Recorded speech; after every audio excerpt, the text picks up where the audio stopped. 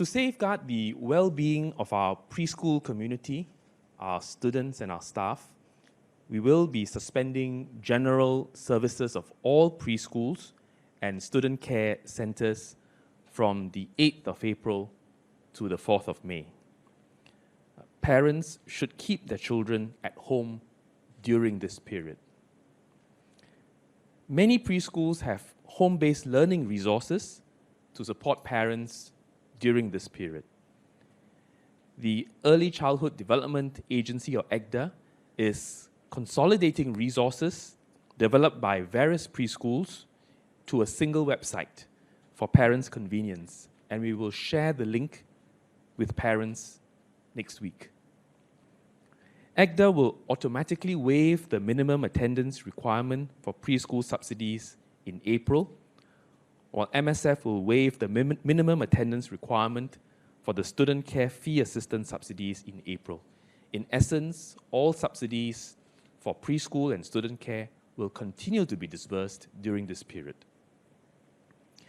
But preschools will remain open to serve parents who have to continue to work in the essential services and who are unable to find alternative caregiving arrangements.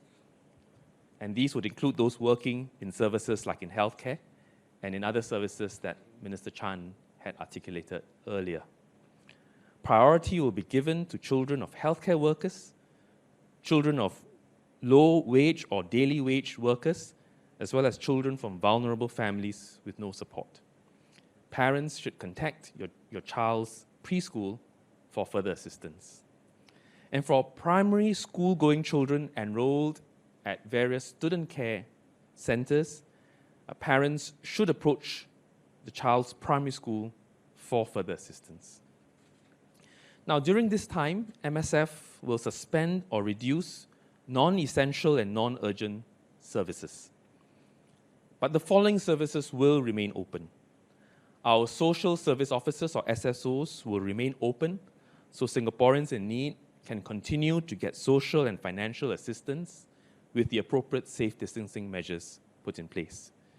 And these include the Temporary Relief Fund, or TRF, the COVID-19 Support Grant, or CSG, as well as other ComCare assistance schemes. Now, on Wednesday, applications for the Temporary Relief Fund, or TRF, began. And so far, about 60,000 applications have been submitted by Singaporeans. My colleagues at the SSOs and from the CCs under the People's Association are working hard to get affected Singaporeans the support that they need, and I seek everyone's understanding during this time. Applications are open for the Temporary Relief Fund until the 30th of April, and there is no need to rush. With the latest measures in place, we will step up safe distancing for the application of the Temporary Relief Fund in the following ways. First, we will be launching an online application form next week and an online system to reduce the need for applicants to travel out to apply. We will provide more details soon. Second, for those people who feel that they still need to attend physically, to obtain and to fill in forms, they can continue to go to the SSOs and community centers, but we'll provide the forms for them to take, to fill in at their convenience and time at home, and a box for them to drop off. There will be assistance provided on site for those applicants who find difficulty in completing the forms or who have further queries or need for further assistance. Second, residential homes will continue to serve our vulnerable, including our seniors, persons who are destitute, persons with disability, and children and youth under statutory care and rehabilitation. MSF services and funded social service agencies involved in crisis interventions for serious, high-risk and urgent cases will also continue to operate. These include cases of family violence, child abuse, self-harm, and self-abuse.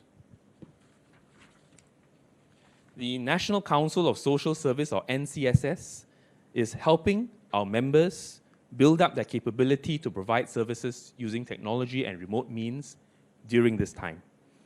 They will continue to work closely with our social service agencies and charities that provide important services to support the day-to-day living of vulnerable Singaporeans, such as food support, and to ensure the continuity of their services.